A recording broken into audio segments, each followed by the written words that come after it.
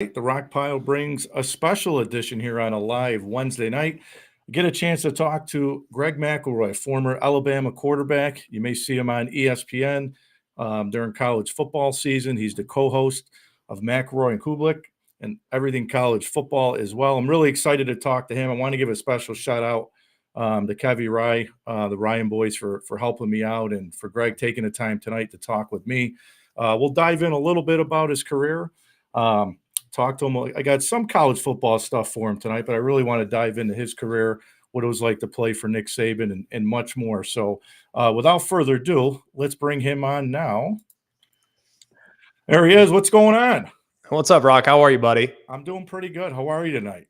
I'm good, man. I'm good. This is a treat to be able to visit with you. I love that we have all the college football fans up in Rome, New York. I know that everyone's a diehard, RCH team. Oh, yeah. Shout out to the Ryan boys who carried the torch for RCH for a long time.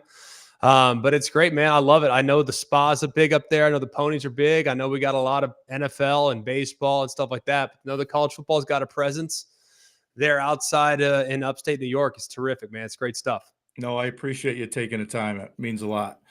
So I want to start first. I want to dive into a little bit with your high school career, because I had to go back and look through some of your numbers. So you played down at Carroll. Was it Carroll Senior High School?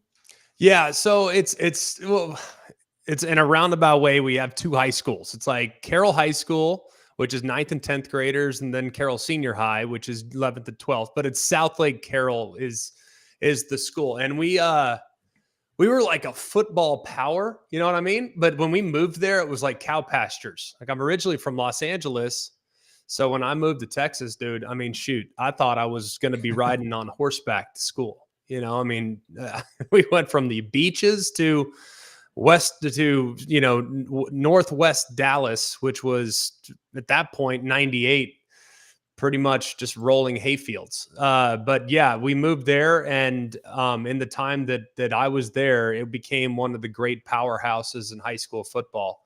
We ended up winning a couple national championships from USA Today, and in my high school career, I only started 1 year, but I was a part of a team that was 63-1, and our one loss came in my sophomore season. I'm not going to blame the Katy Tigers because we were to blame. We let them off the hook, but we lost that game 16-15. That was the only game we lost in high school.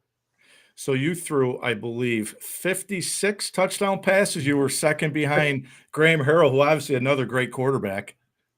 Yeah, but you got to take into account, like, Graham's my boy and has now gone on to become a great college coach, and we're tight.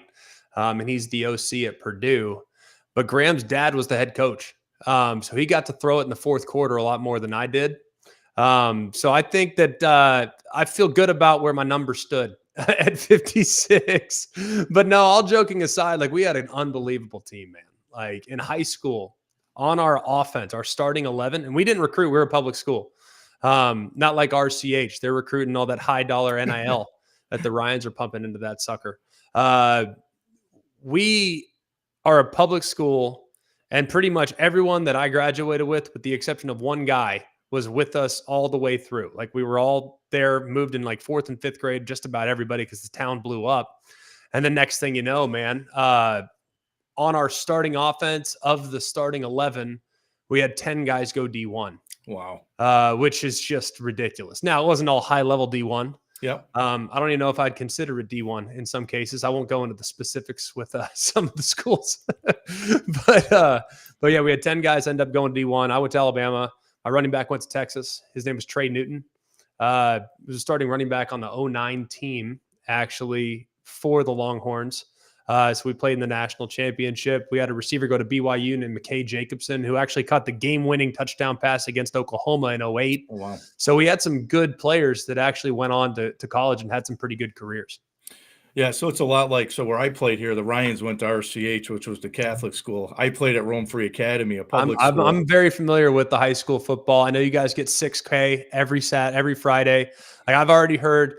Do you realize how many highlights I've seen of Brendan Ryan from high school football? Like, I know he's a great option quarterback. I've been told that you were an outstanding option quarterback yourself. And if you were 6'3", you would have been the next Tommy Frazier. From what I've been told, any truth to that? Yeah, unfortunately, Greg, I was only, you could say 6 foot, but I was really probably 5'11". But I was like a 4'3", 4'4", 40. I actually played for Dave Clawson. I went to Fordham University, Yeah. played for Dave Clawson, who actually my freshman year, Dave Clawson was the youngest Division I coach in the country, and we were 0-11 my first year under Dave Clawson, and then we had 2 really good years. But I would like to say that if I was a little taller, I probably would have got recruited by some more bigger schools. But I was like the Patriot League, the Ivy Leagues. Vanderbilt was on me for a little bit. But high school football here, where I'm from, in the 4 years as a ninth grader I played it, never lost a home game. And Really? we used to get big crowds, Yeah. but it was always a rivalry. The Ryan boys were great kids, great family, great athletes. I would probably say everybody always says, was Kev better than Brennan? They were both really good, both really good. Well, I'm glad that you aren't going to settle that debate, because I know that's a I will debate that has not. raged on over many beers and occasional claws. Yeah, we've tried to settle that one a few times. So I'm still not sure who's older, Kev or Bren's. But either way, you look at it though. I mean, there's a lot of good football players that come from that part of the world, man. Like there's a lot of really good football up there. And I played with a couple guys that were from Western New York.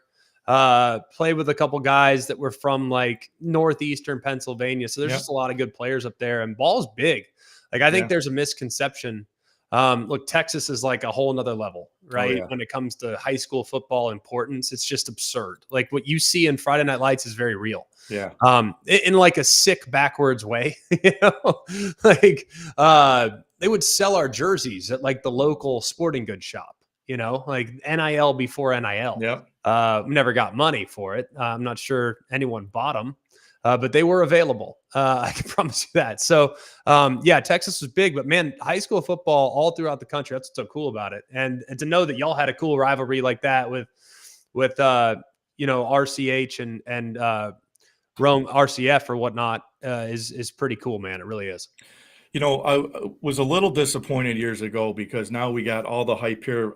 We live about 45 minutes from Syracuse, and Fran Brown, you know, the name that it was at Syracuse now for Dino Babers, has come in, and now you get on Twitter, you get on social media, it's like all these guys that are hitting the transfer portal. Now you see Syracuse's name. Right. Years ago when I was coming up, Syracuse didn't recruit a lot of local kids, you know, throughout the Mohawk Valley this way, and that was one of the things when Paul Pasqualoni was here. We used to say, how come they don't recruit more interstate guys? But Franz Brown recruiting a lot of guys from this area now, which is kind of nice to see. Well, and it's a really cool part of the country. You know, when you go to Syracuse, like I did a game there. Notre Dame was playing up there. It's my first time to Syracuse. We had camp when I was with the Jets in Cortland. So I know Cortland like the back of my hand. Like every nook and cranny tavern in the town, I know how to get there. There's a great barbecue spot over there. There's a Footy Freeze, great ice cream spot. So I know Cortland like the back of my hand. And then when it was a big day, when we had a lot of free time, we'll go up to Syracuse. But we ended up going one time, but we didn't spend enough time to like kind of get to know the area one night. So, but it's a cool area, and there's a lot of great players from there. And Fran Brown, I think, I think he understands that, look, if there are guys that are loyal to this part of the country, and look, say what you want about all parts of the country and their passion for college football, there is a loyalty in Western New York to Western New York that I think is unique to the area. People that are from there are proud to be from there. And I think, there's something that can be tapped into there for sure. So I think it's exciting to see, how things are going to kind of go for them, because they are recruiting guys of a different caliber than they've recruited in the past under Dino. Yeah, definitely a lot of excitement, for Syracuse fans. I'm kind of biased. I'm kind of neutral. I grew up a diehard Michigan guy, and my wife's an Ohio State guy. So How's that? Is that good? It's been good for me the last 3 years, but for the last 10 years, it's been a little rough for me. But so let me go back. So you were a big time athlete, quarterback recruit out of Texas. And then from what I understand, obviously you went to Alabama, but you were being recruited by Texas Tech. So what flipped you to go to Alabama? So kind of a weird high school experience. I was the backup quarterback until my senior year. I just started 1 year. The guy in front of me was Chase Daniel, who I still think has had, you can tell me all you want about Tom Brady and all these great players. Like Chase Daniels had the best NFL career of anybody. Like that guy played 15 years and made 3 starts and threw 52 passes and made 40 mil. It's pretty good clip rate. So it was kind of unique that I was getting recruited as his understudy because I was more prototypical. Like I was 6'2", 6'2" and some change. Not quite as mobile, but more of a pocket guy, pretty accurate. So guys would come watch Chase. They're like, he's 5'11", 5'10 and a half, in that vicinity. We like him, but I don't know. But the backup, he throws it pretty good. Like he projects more. And at that time, and this was 2004 and 5, it was still at that time still kind of unheard of to have a high level player that was under 6 foot. It just didn't happen that often. So long story short, I start my senior year. Prior to my senior year, I had 10 offers before I ever started a game, which was pretty cool. Now they weren't, it wasn't big time institutions, but I had 10. The best one at the time was Texas Tech. And Texas Tech was at that point under Mike Leach starting to take off a bit. And they were running an offense that everyone in Texas was starting to run a little bit, air raid. So we were running variations of that in high school. And it was just a cool place to go play. Really great. People talk about Lubbock. They've never been to Lubbock. Like Lubbock is awesome for college football. It's a great place. But I had told Mike Leach that, hey, man, after my season, I'm going to commit. But I'm not saying it's an insurance policy, but I'm going to commit because at the moment, you're my best option. But I will reevaluate at the end of the year in the event I get other offers. Right. Fast forward to the end of the year, I'm like everybody's fallback plan. Like, oh, they lost Stafford. Perfect. We'll take a run on McElroy. Oh, they lost Christian Ponder. Perfect. We'll take a run on McElroy. All the other top guys in the country at that point. Jevon Sneed ended up going to Texas. Mitch Mustaine ended up going to Arkansas. Tim Tebow ended up going to Florida. So I was kind of everybody's fallback plan. And at the end of the season, I reevaluated things and the offer sheet just looked a lot different. Teams that kind of got in the mix late were like Tennessee and SC. And, they had kind of swung and missed on the bigger prospects. And then there I was with, a handful of offers that, might have a chance to project down the road as a player. Reevaluated, took visits. Tebow went to Florida, and that opened things up at Alabama for me. Took my visits, and I just felt like Alabama was the best place. But it was a weird roundabout way of kind of getting recruited. I got recruited basically through other people and going to camps and showing out in areas like that. So it was not the easiest recruitment, but at the end of the day, I ended up where I needed to be, and I was real happy with my decision, even prior to Coach Saban getting there. I think it's wild because you mentioned on the height thing. When I was a junior, I went down to Penn State's camp when Joe Paterno was there and Dick Anderson, the quarterback coach. And then I was down in Tallahassee when Bobby Bowden was there. And actually Mike Rick was the quarterback coach there and the offensive coordinator. And I'll never forget, they sat me down and they said, if you were about 6'2" or 6'3", you could play here. Yeah. And, I wasn't your typical drop back passer. Again, I was probably 5'11", but could run. But nowadays, I look at the offenses that are out there today. I'm like, why wasn't this offense back when I played? Because I probably would have had the opportunity to play at a lot of big schools. So when you say that, like that hits home because it's so much different now. It is. And, the other thing too, like my situation, if I were to go through it today, I mean, guys are signed before I would even have played my state championship game in high school. With the December signing period, man, like you're having to decide, and they were going on kids as freshmen in high school, sophomores in high school. Like I would have had very few opportunities if I came up today. Like I would have probably ended up at a G5 program. And then if I would have played early, then I would have entered the portal and gone to a big place down the road, perhaps. Like I don't really know. But I'm lucky that I came up when I came up because height was a premium. Arm talent was a premium. Mobility was secondary. Nice to have, but not the end of the, you don't have to be a runner. You really didn't want a runner at that point because if you had a runner, he's going to get hurt. And that was just the way it went. Now it's like, hey, we'll take a runner if he gets hurt. So what? We got another guy that can run too. So I think that I timing is everything, right? I mean, like life is about timing, and it's unfortunate that you missed the boat on the RPO world, on the Yeah. spread option world. That would have been a great fit for you. But it all works out, I think, for most people. Like, I think you love what you do and you're covering the sport and you're doing a great job doing that as well. So did you just miss the Mike Shula era? Were you a year after Mike Shula was there? So I was with Mike for a year. Part of the reason why Alabama was so high on my list is because Mike Shula was coming off a 10-2 and they had just won Yeah. the Cotton Bowl. And it's like, all right, well, Mike Shula just got a contract extension, like his job security, he's going to be there. In some of the other schools I was looking at, it's like, I might maybe be there. Like even some of the places with the guys that were most secure. I mean, there was buzz about Pete Carroll at that point that he was going to go to the NFL. Like everyone thought that Yeah. that was happening. And Mike Shula was one of the most secure situations. So sign, and then within 5 months he's gone. There was a moment where we thought it was going to be Rich Rodriguez. There was another moment where we thought it might be Jim Grove from Wake Forest. Yeah. A handful of others had given it some consideration, but the process just took forever. And ultimately it ended up being Coach Saban, which is just a life changer. And it's sometimes you're like, I can't believe my luck. It's just so fortunate, so lucky to be in the right place at the right time with the right coach and the right team. But yeah, I signed up to play for Mike Shula, and really that 5 months with him was really beneficial for me because it was all NFL style offense, like Queen Right Rep 438 run at FA cross option. Like that was our play. Those were every plays. Like, hey, check, orange 32 blast or something like that. Like it was check with me as the line of scrimmage. It was very NFL. So I was able to learn the NFL system as a freshman and was able to apply that the rest of my college career. And then when I transitioned in the league, learning the offense was not a challenge for me at all.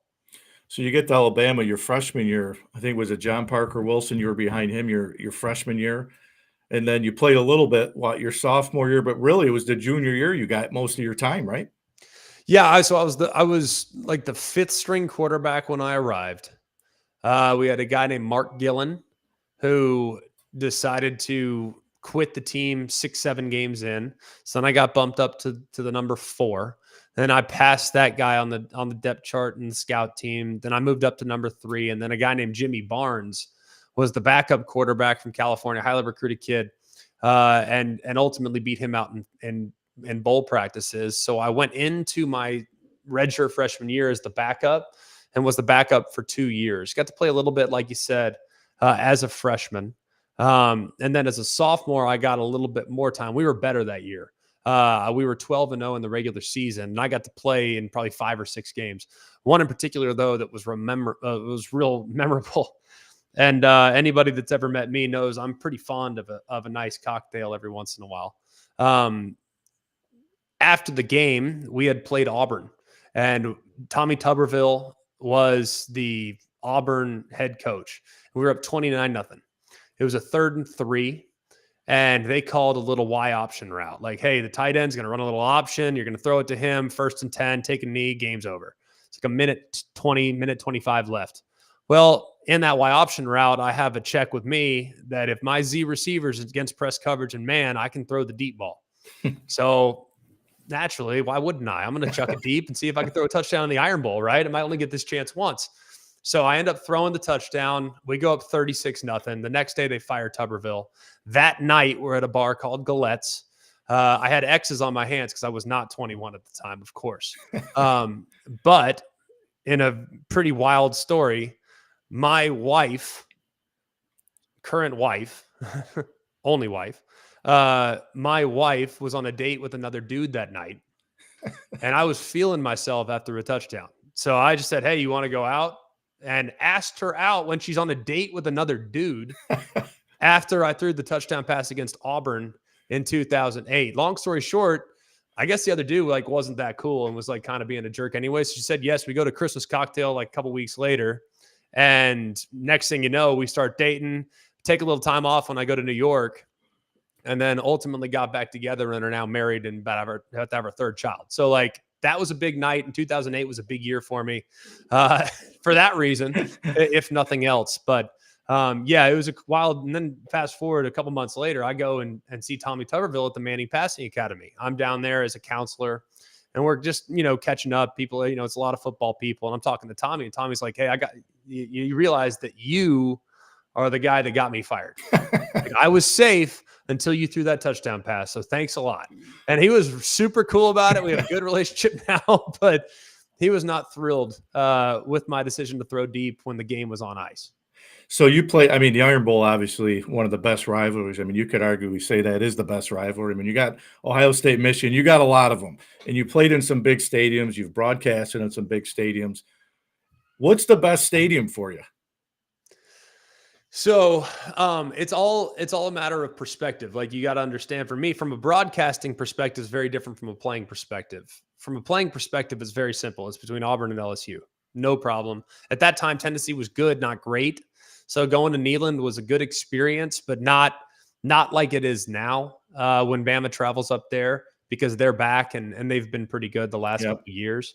But LSU, because Nick Saban was LSU's coach and was now our coach, that was a level of hostility that you just can't even imagine. And then Iron Bowl is just a whole nother world, man. Like, I know Michigan, Ohio State is very, very, I've never called that game, but just watching from a distance, like, there's a lot on the line. I mean, Ryan Day, people say he's on the hot seat because he's lost to Michigan 3 times, but the guy's like unbelievable, like a top 5 coach in America.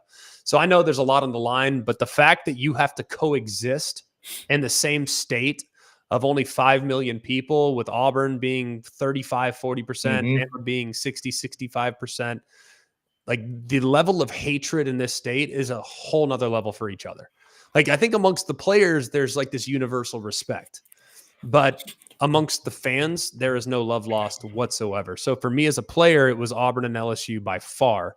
As a broadcaster, it's changed a little bit. Some of the places that I feel are some of the coolest places, the places that you wouldn't necessarily think about. Like, everyone knows Clemson's really cool. Everyone knows LSU's cool. Everyone knows Tuscaloosa's neat.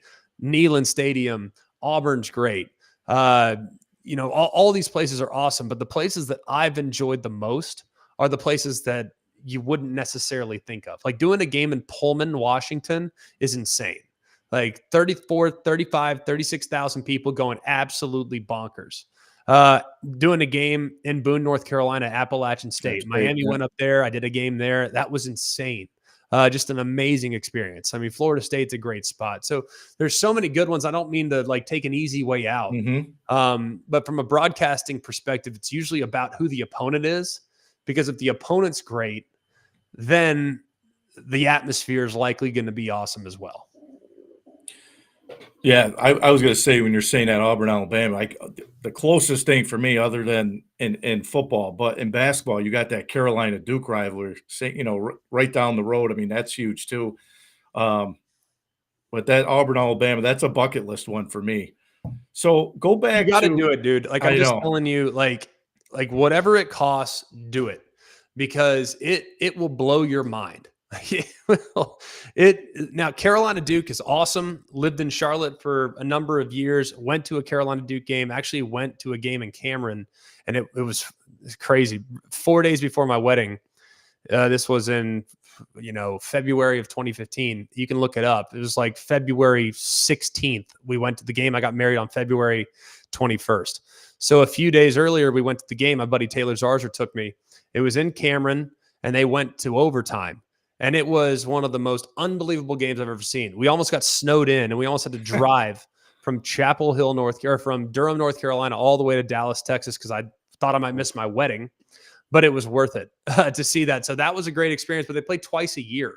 Yeah, like, there's just something about that one time, having one chance at your rival and having to live with the circumstances of that outcome, that just takes it to a whole new level. So if you are a fan of just sports, I don't care if you like college football, I don't care what the circumstances are, you have got to go, have to go to the Iron Bowl.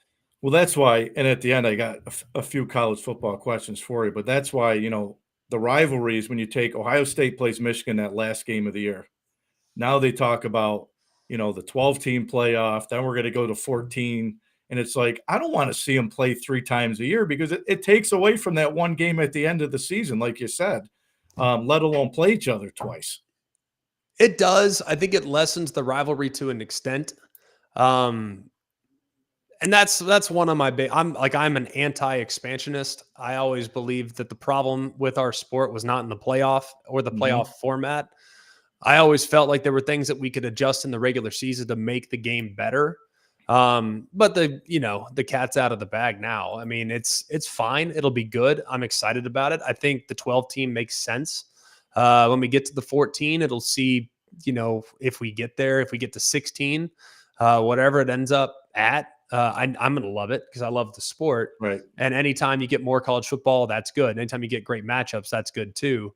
But at the same time, there is a concern level with me knowing that those rivalries are so important and they are so instrumental in determining your legacy as a player, as a coach, whatever it may be, that I just don't want to see those watered down. And it does feel like that's an unintended consequence, is that rivalry games won't matter as much and the outcomes won't matter as much in the event that we get the game twice or three times.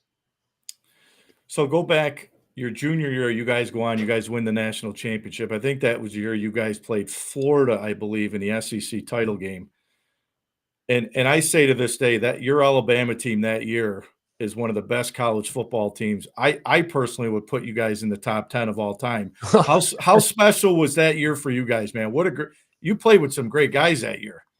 We had a great team. And I think what was cool about that team is that a lot of people will remember, the Julio Joneses, Yep. The Mark Ingram, Rolando McClain, Dante Hightower. Like, people will remember the superstars that came of that team.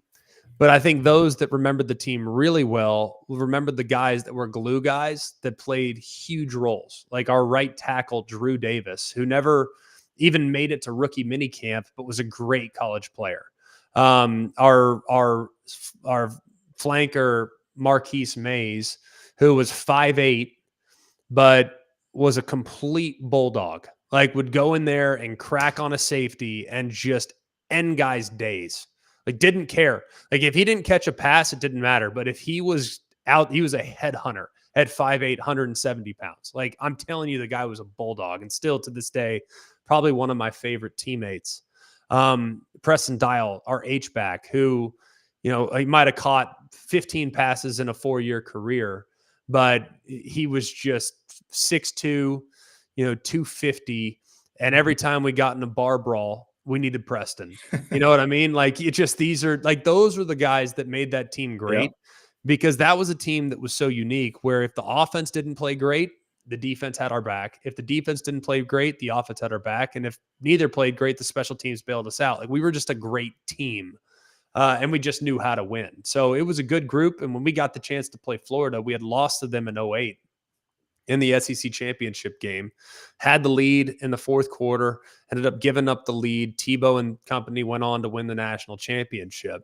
And we spent the entire offseason, like, Florida was not even on the schedule, but we spent the entire offseason talking about how if we get the chance to play the Gators again, we're going to kick their tail. Like, we're going to work them. Like, we're going to get them. Like, we knew it. And we got that chance. We went 12-0 in the regular season and survived what was a late scare against Auburn there in the final week of the regular season.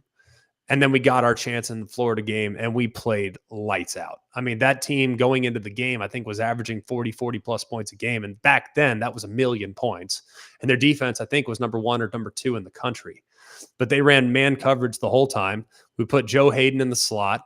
We knew he was going to cover Julio all over the place. We had Julio on over route, so Hayden had to get 3-way go to cover, and we just wore him out. I mean, from start to finish, we completely killed him. And the game, frankly, should have been worse.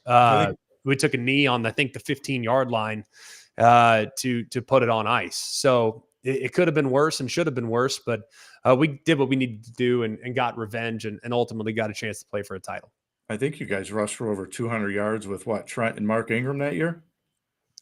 I don't know if we rushed for 200 against Florida. If we did, it was a combination, not just with Trent and Mark, but another guy, Roy Upchurch, was our third string back, he would have been a great back on any other team, like elite starting level back, but he was just number 3 on that team, but he knew his role. He actually caught the game-winning touchdown pass against Auburn the week before, and still is a heroic moment in Alabama football history. So Roy contributed probably 40, 50 yards. I don't know what Mark finished with, He had a long catch on a screen up the right sideline that we checked to when we saw corner blitz off the right. So that was, Mark had a big day with 3 touchdowns. I just don't remember his yardage totals. But that was the game that kind of sealed the Heisman for him. And we were pumped because Bama at that point had never had a Heisman. To have Mark win it for the first time was pretty special to be a part of a team that helped propel him to that. So, of course, I got to ask you, Coach Saban announces the retirement, but how tough was he to play for? It was hard. I mean, I'm not going to sit here and say it was easy. It was really difficult, but at the same time, with Coach, like, he was able to push you in a way that you just didn't think you could do what he asked you to do. And the conditioning tests and the fourth quarter program and just how intense practice was. Dude, Rock, I'm telling you, man, like, practice on Tuesday and Wednesday was hell on earth. Like, it was awful. Now, Thursdays were light. Friday was a recovery day, and Saturday we were good to go. But the games were 100 times easier than practice on Wednesday. Like, no doubt about it. Like, our third down period and short yardage periods in practice were a war. And now, like, we're talking fights in practice. Rolando McClain's threatening to, like tear off all of our heads, like, threatening that, these things spilled out over in the locker room. Like, we hated each other. Like, the offense and the defense on Tuesday and Wednesday, we hated each other. But on Thursday, we were all on the same page. And we were, back to loving each other by Saturday. But man, he just created an environment of competition that it's so hard to replicate. Like, if there was a day where you didn't practice well, you're going to come back the next day and you're not going to get reps. Like, you're phasing yourself out of the game plan.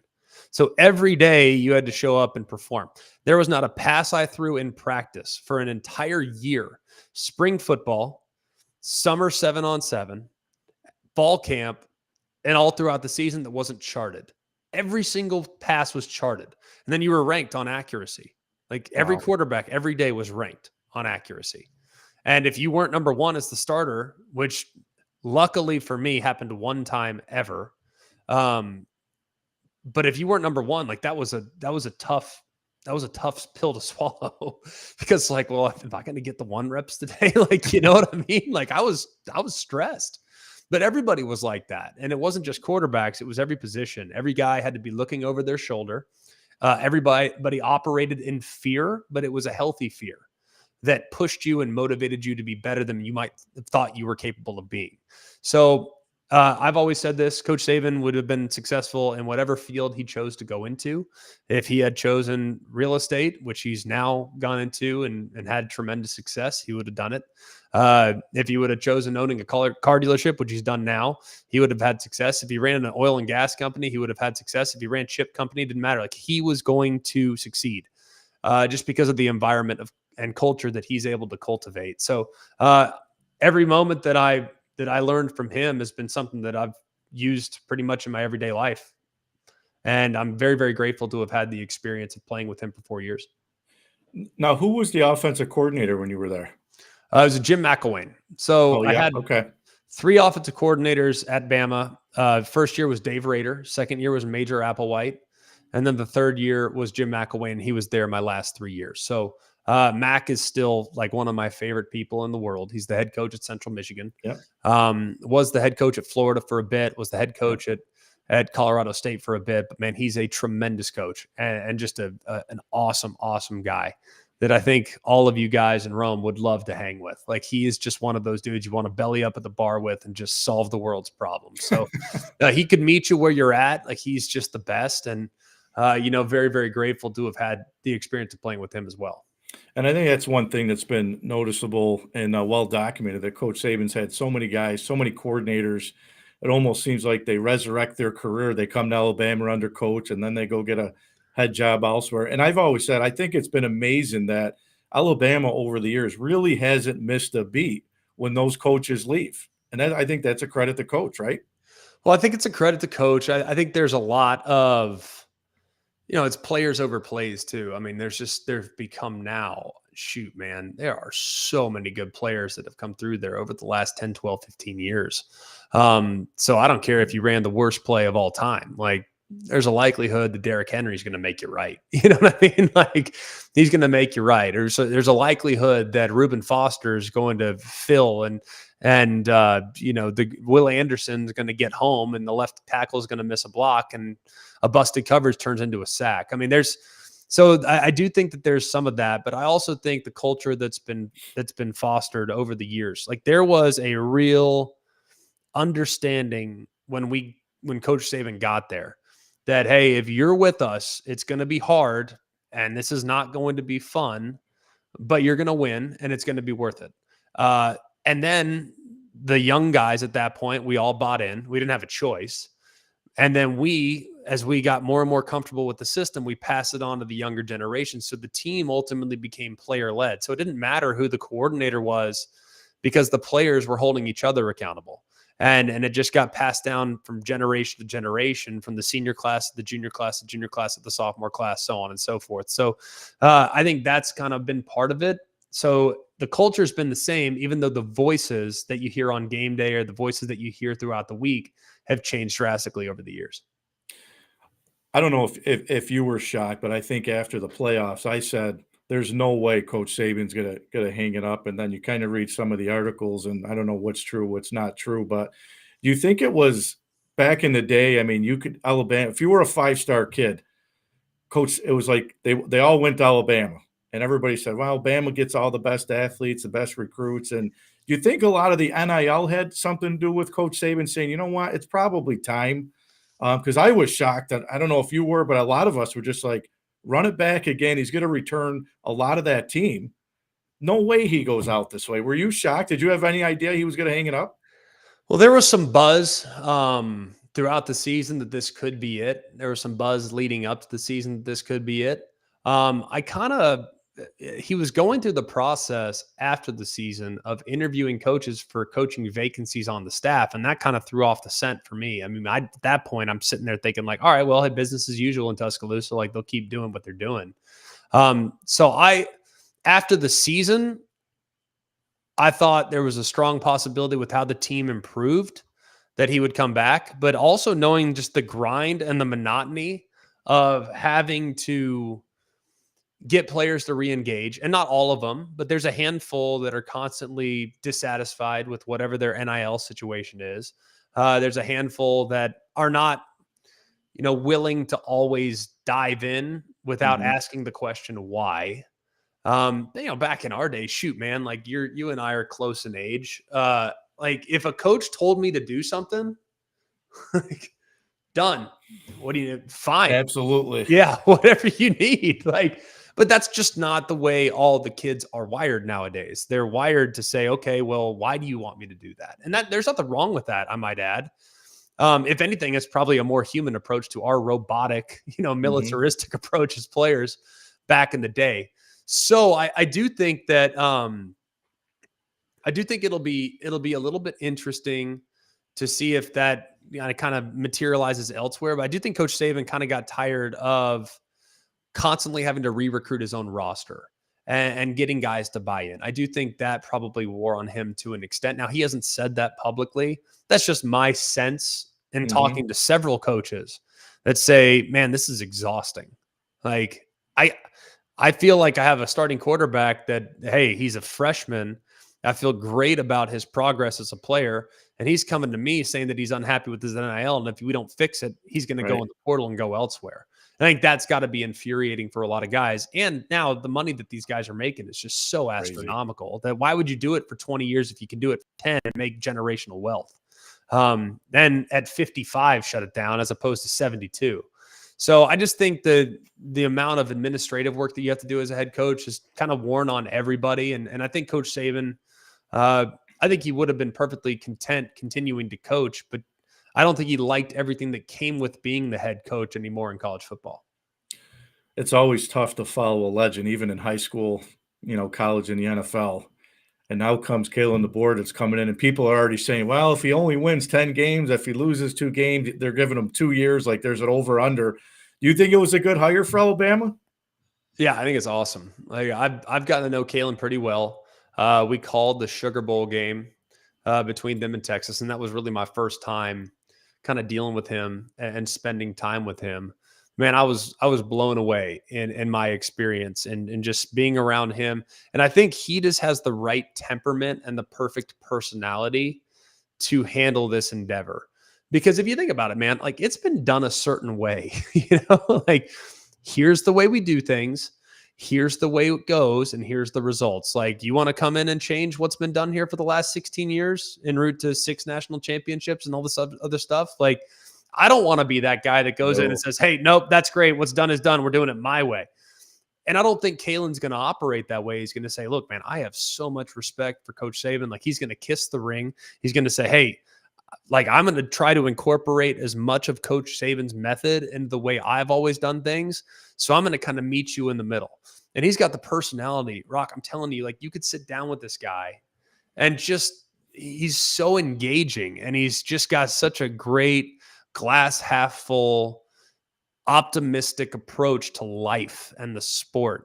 Where you talk to so many coaches, it's like, man, this is just a grind. Like, this season stinks. Like, we stink. Our offense stinks. Like, our quarterback can't throw it to the right guys. Like, it's, you hear them all the time, and they're, and they're like, man, this is hard. This is a difficult gig. And Kalen's like the opposite of that. Now he had Michael Penix, he had a really good team, so maybe if they weren't as good as they were, maybe he'd be a little less optimistic. But I really believe in talking to the people that know him better. That's just the way he is. Like, he loves ball. He loves coaching kids. He came from the NAIA level at Sioux Falls. So he is a self-made dude and he told us a great story.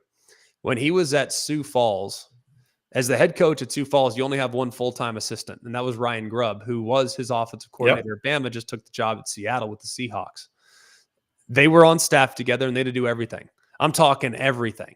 Like, print out the map quest from Sioux Falls, South Dakota to Omaha, Nebraska, because they had to drive the bus day of the game to go play in Omaha. That's like 9 hours. So on that map quest, they had to find a park that was about an hour outside Omaha so they could go and do their pregame walkthrough. That was on the MapQuest directions. And in addition to that, they had to make the sandwiches, peanut butter and jellies, for the pregame meal. So, like, that's what he came from. Now he goes to Alabama. It's like, hey, I need $1 million because, we need a better protein bar. It's like, perfect. Sounds good. Here's 1.2. Go get 20% more than you think you need. And I think he is just very appreciative of the journey, and is now at a place where they have ample resources that are never ending to try to put a good product on the field. Because there's one thing about Alabama, the answer is always yes. Always. If it relates to winning, there's one question that needs to be asked. Will it help you win? If Coach Saban said yes, and if Coach DeBoer says yes, it's getting done. Nobody's getting in the way of that. And they will take a sledgehammer to the wall of the weight room before they run it up the flagpole to the board of directors and all the other folks. Like, that's just the way things go down there. And I think Coach DeBoer is perfect for the situation.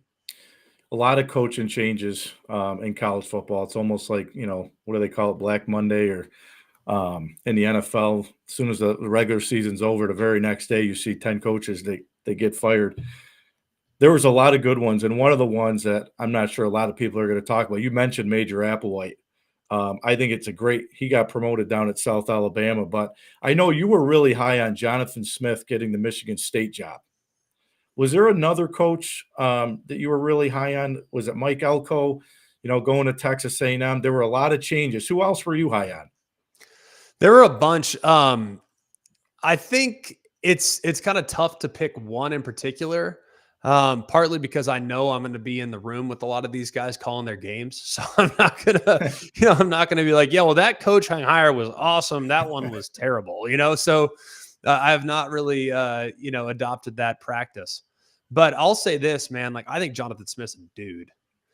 I've always looked at coaches, and I was very close with Lance Leipold when he was at Buffalo. Yep. We hit it off. We called the Bahamas Bowl a million years ago. Probably 4 or 5 years ago. Anyways, I got to know Lance. Lance came up to me after our pre-bowl game dinner, and he's like, look, man, I don't like what you said about Division III football. And he read me the riot act. And I was like, dude, I love you.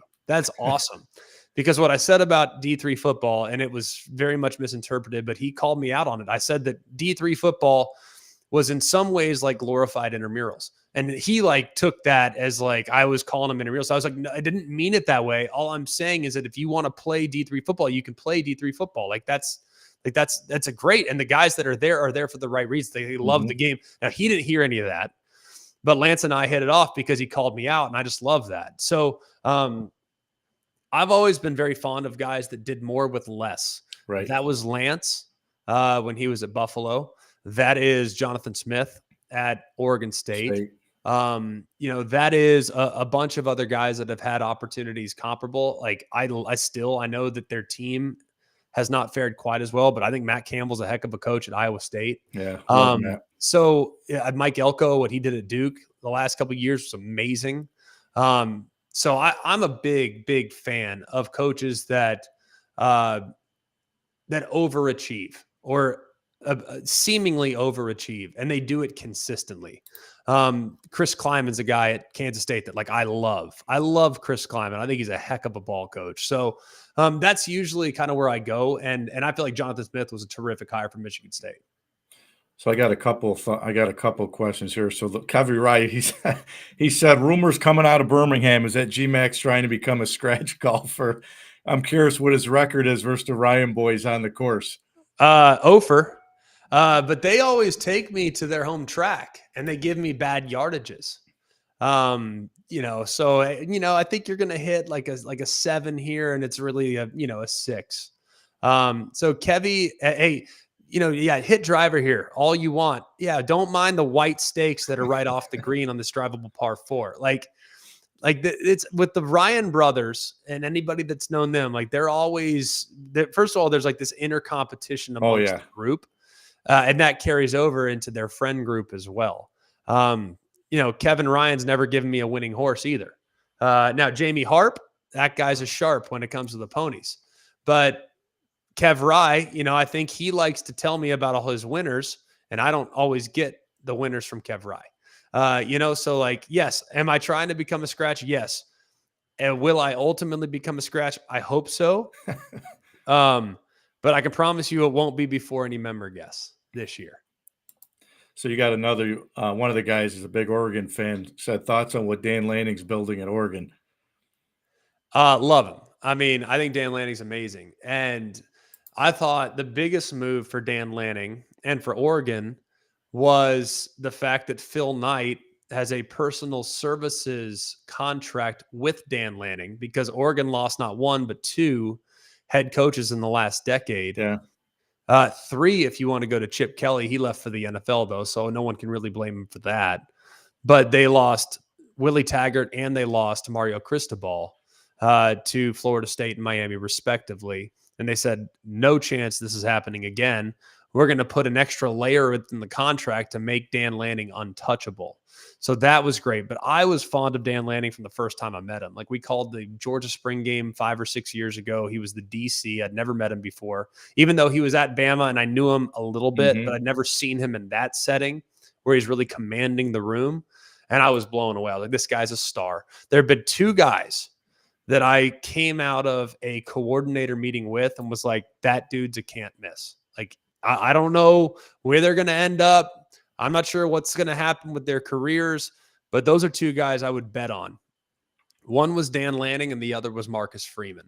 And Marcus Freeman now is, of course, the head coach at Notre Dame. So those are the 2 guys that I was just so fond of and just completely blown away by their presence and just their approach to the game and their approach to relating to players. I took a lot of heat this way because I'm a Michigan fan, and I said I wasn't going to take anything away from Sharon Moore, what he did filling in for Jim Harbaugh, but I said that Michigan team was so loaded with veterans, and I'm not saying anybody could have stepped in and won some of the big games that he did, let alone he went on the road and beat Penn State and Ohio State. But what'd you think of the job he did filling in for Jim, for Coach Harbaugh? Well, I mean, I think it was an unenviable task, but it's one of those situations, and I think COVID, in a lot of ways, kind of prepared us for adversity like that. How many different teams in 2020 had to play a game or two without their head coach or coordinator. So it's like the guys now, not everybody that was playing in 23 was around in 20, certainly not at Michigan because they turned it over so much between 20 and 21. But I think that just prepared coaches to think for hey, look, I got to delegate more. Like I have to delegate more on game day because in the event that I can't be there, this was during 2020, like our guys got to be able to step right in and not skip a beat. I thought he did an amazing job. And it was a well-oiled machine, you know, a veteran-led group, a player-led group. And on game day, like your head coach, yeah, it's great. Like he'll call timeouts and he'll tell you when to go for it on fourth down. But on game day, your interaction is more with your coordinator than it is with your head coach. So I wasn't surprised to see there not be some significant drop off. I was a little surprised to see how much they completely abandoned the pass, you know, at times, especially against Penn State. But it really was. I thought he did a great job. And when Jim Harbaugh decided to go, I was like, "What is taking so long? Just name Sharon Moore the head coach. Right. What are we doing?" Like, look, it's Michigan. I understand. Like, go and pursue and just listen to see who all might be interested in the job. But to me, it was a slam dunk, and it was a pretty easy. It was a pretty easy hire. So I think you'll do a great job. But there are a lot of pieces to replace off last year's team. Yeah, and the schedule's not going to be any favors for Michigan next year as well. They got a loaded schedule next year. So I want to ask you briefly about your broadcasting career because I feel like I can keep you on for a couple hours. But I won't do that to you. You're keeping me out of bedtime right now, buddy. I'm in good shape. We can go as long as you need. But so you get drafted by the Jets, and then fast forward, I think I read right before you announced you were going to retire, you had already been signed to go into broadcasting. Yeah. Was that the path you wanted to take? Did you always want to get into broadcasting? No. Broadcasting was very much, you know, it was broadcasting from a player's perspective feels like you've like given up. You know, like you know, it was like I think you just have this feel for the media, and you just assume the media is out to get you, and like so, broadcasting to me was something that I was intrigued by, but it was going to be down the road, right? And it might be something that I do, but it'd be a part-time gig. I didn't anticipate it being my whole career and my whole life, but I was drafted by the Jets. Got through my first 3 years, had injuries every year. Dislocated my thumb my rookie year, concussion my second year.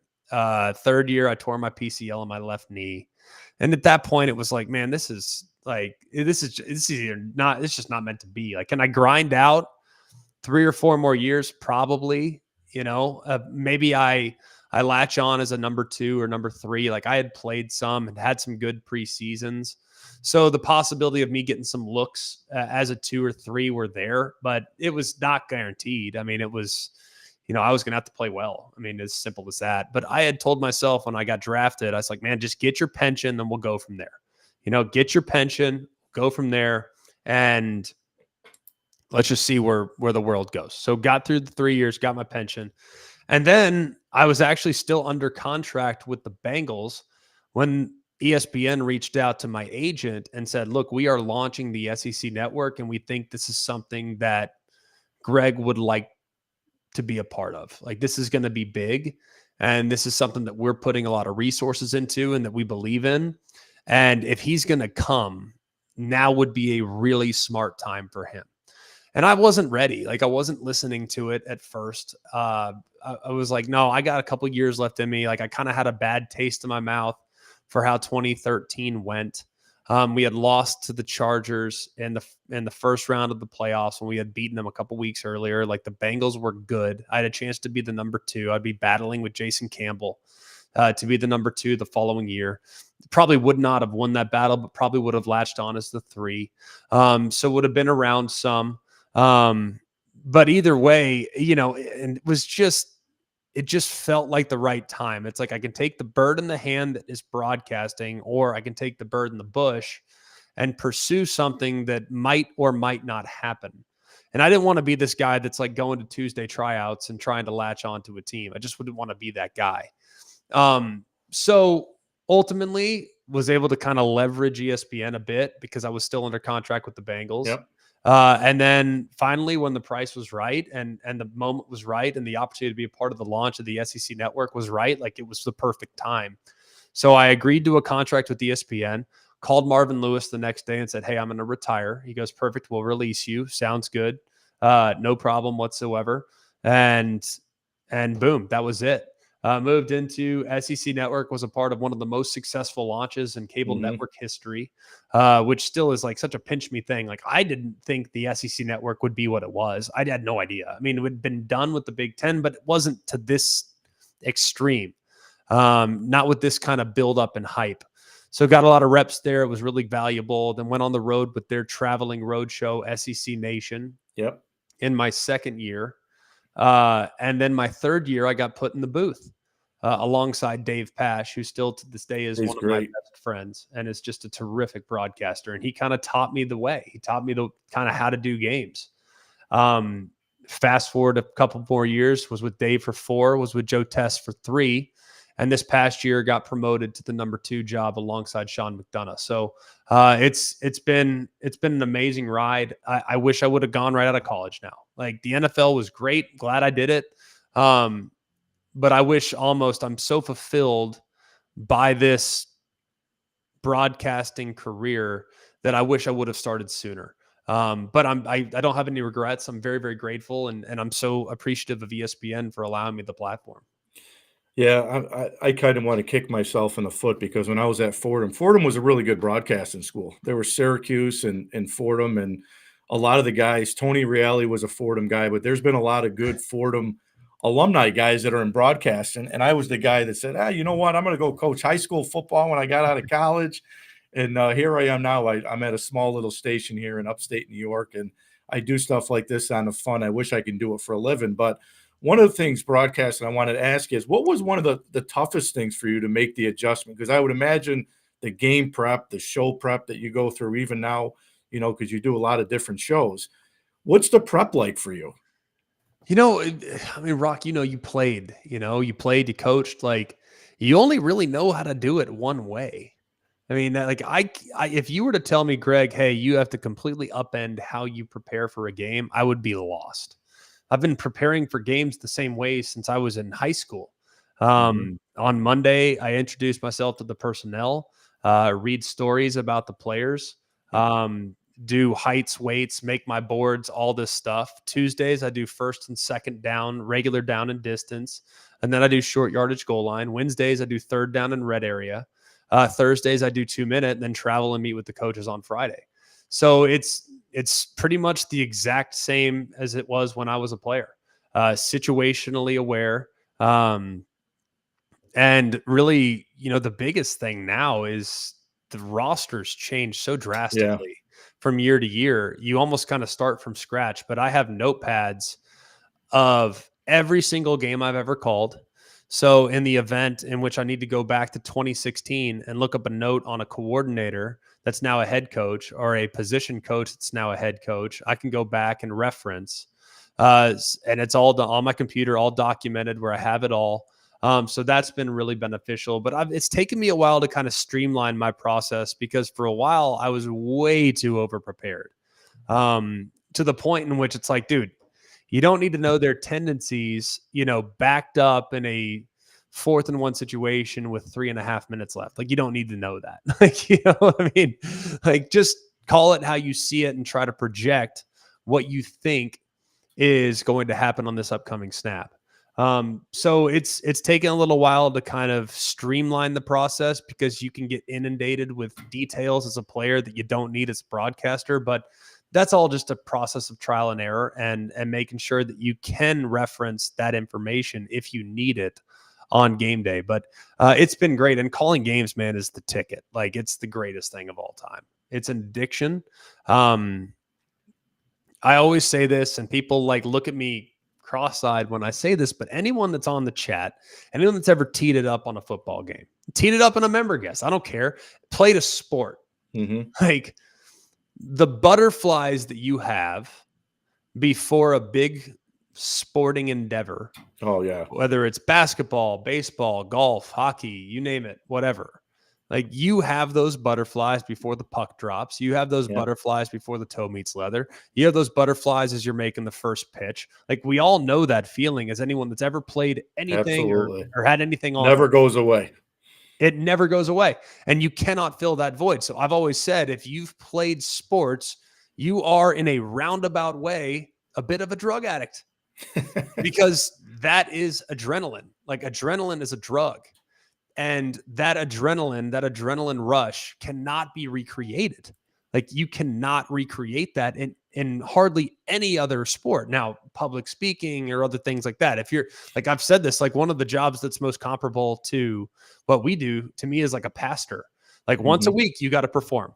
And like, you Right. spend the whole week preparing your message, and you have to perform on Sunday. And when that time comes, when that red light goes on, it's go time. And I do think that there's a lot of value that's been created in my life by calling games, because I still have the exact same butterflies before the game that I had when I was a player in high school or in middle school or in Pee Wee. And it's something that's kind of filled that void for me. And I kind of ramp it up in the fall and have that excitement that is just really difficult for me to recreate in other aspects of my life. Was there a broadcaster or somebody you worked with that you were just in complete awe in when you got into the industry and say, "Wow, am I really sitting here next to this guy or next to this gal?" Yeah, I mean, there's been a few of those. I remember the day we launched SEC Network, and the first voice you heard on SEC Network was Brent Musburger. Yep. And I'm sitting there and I'm like, I can't believe I'm sitting here with Brent Musburger. Like, this is the coolest thing ever. Like, he had called some of our games, so I got to know him in that Yep. capacity, but it's different when he's a colleague, and it's especially different when you're at the A-Loft in Ballantyne and he's drinking, 3-finger jacks like there's no tomorrow. Like, the guy lives in Montana, or at least did prior to moving to Vegas, so the guy could throw him back.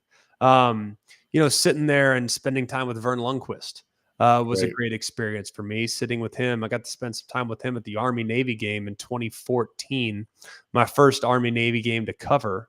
And now, sitting there and listening to him tell stories over a couple cocktails was just an incredible experience. But I think when you're in the booth, I'm like looking over and I see Sean McDonough, who's become a very close friend. And, I'm sitting there and I'm like, this guy was calling World Series games when I was 4 years old. Yep. You know what I mean? Like, Yep. I've literally listened to you my whole life. I mean, like, you are the soundtrack of my life, and I get to, share the booth with them every Saturday. So that's been, an exhilarating experience. But yeah, those would be a handful of the guys that it's like, man, I can't believe I've gotten to the point in my profession where I get to work alongside legends. I'm really fortunate and really lucky, and I've been really blessed to have had the opportunity to work with great people, because if you're not working with great people, you're not going to sound good. I mean, so I credit a lot of the success to the guys I've worked with in the past, like Dave Pash and Joe Tessitore and guys like that kind of taught me the way. Loved when you were on ESPN when you guys were all debating the 4 teams that got in. Were they the right teams? And I think you were giving Herbstreit or somebody the business. What's it like with Kirk Herbstreit? Well, Kirk and I have a great relationship. It's funny, I don't see him very often. You Right. think that everybody kind of interacts and you're like in this, little fraternity, and you all get to spend time together, and you shoot the breeze, and you're talking about all this, all these games, and you have these off-camera moments where you can tell stories and fun things like that. But I got to be honest, man, like, I see Herbstreit once a year, maybe, and it's at the national championship game. That's Yeah. usually the only time I see him, because I'm at the other semifinal game when he's at the semifinal Right. games at the Rose Bowl or wherever it is he is. So it's pretty tough to it's kind of tough to develop a rapport with folks that you don't work with regularly. You have your little team, and that's your team that you go to games with and that you do your game with. But you don't really get to spend a lot of time with the other guys. But I always appreciate other people's perspective. Rock, I'm gonna be honest with you. Like, I like to argue. My wife will tell you that. The boys will tell you that. Like, I want to dig in. I want to kind of just play the contrarian. It's kind of Yeah. always been my Yeah. thing. Not intentionally. I just like, I always thought that if I didn't go into this line of work, maybe I'd be a lawyer, and we'd argue. It's You good know? TV though. It's good TV. It's good radio. Well, That's what it's fun about it. well, I do think some of that. I do think some of that, but I also think at the same time there's like this common understanding, and I really believe that it's hard to be good in this business if you don't really, really care about the greater good. And when I say greater good, like you have to care about the health of the sport. Like you have to care, and people will always look at me and know that I played at Alabama, and I'm grateful for that acknowledgement. That's amazing, and it's benefited me tremendously professionally. But at the same time, like I want what's best for Alabama, but I also want what's best for Ohio State. I want what's best for Florida State. I want what's Hmm. best for USC. Like I really care about the health of the sport. I really do.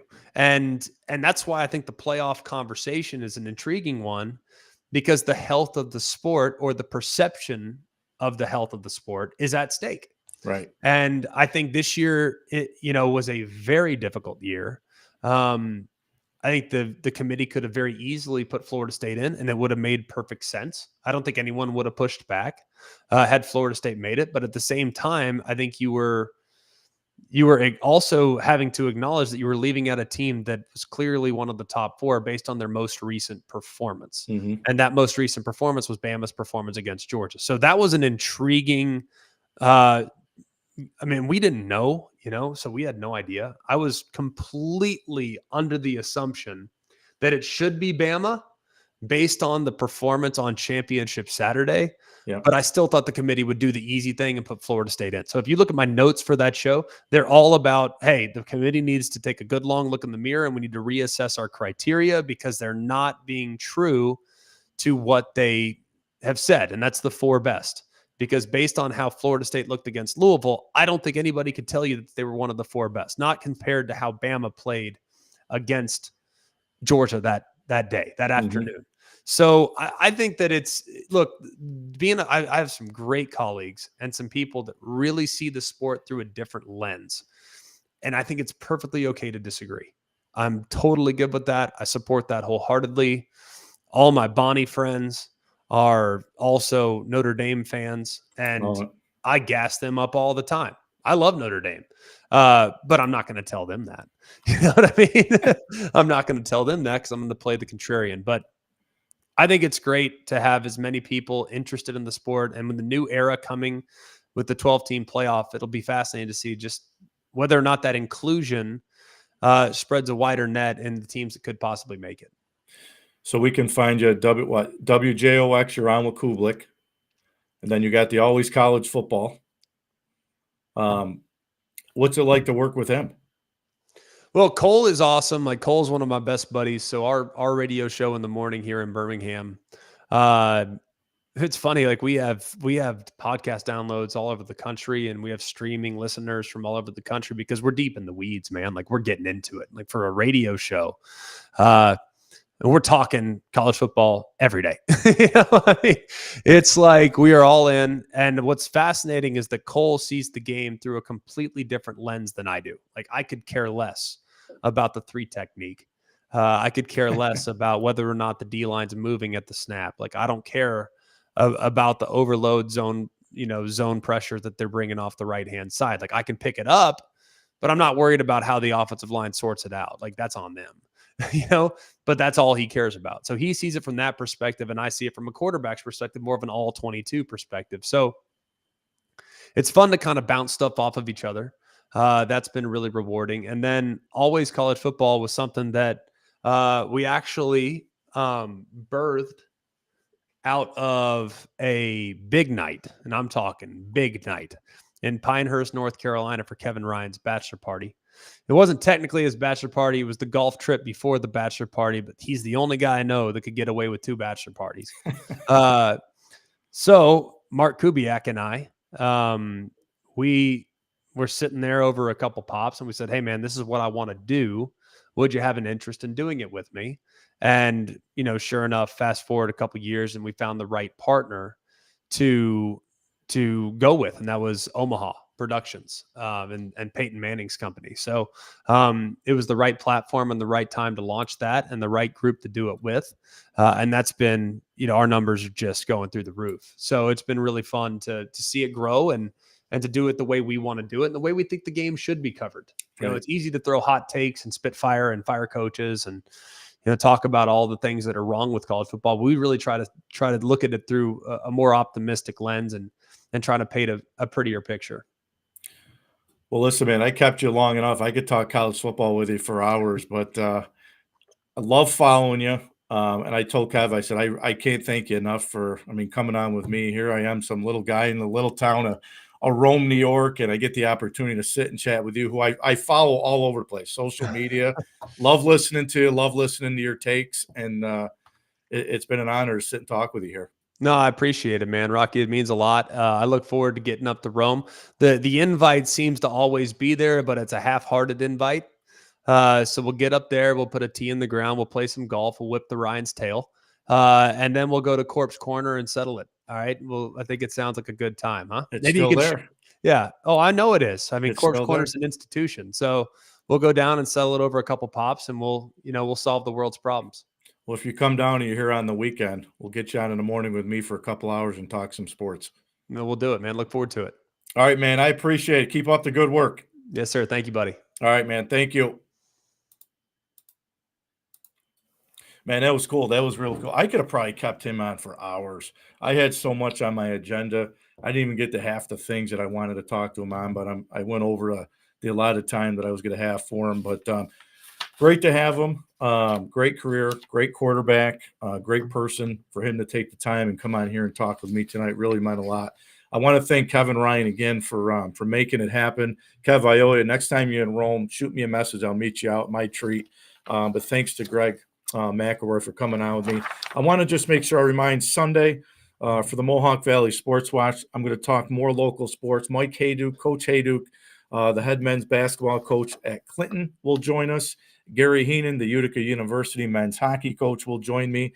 And then the Notre Dame girls coach, John Snyder, who's going to be on the bus to their regional game, is going to join me as well Sunday morning at 9 o'clock. So again, thanks, Kevy Rye. Thanks, Greg McElroy. On behalf of the Rock Pile tonight, remember, the Rock Pile is where dreams become reality. Have a good evening.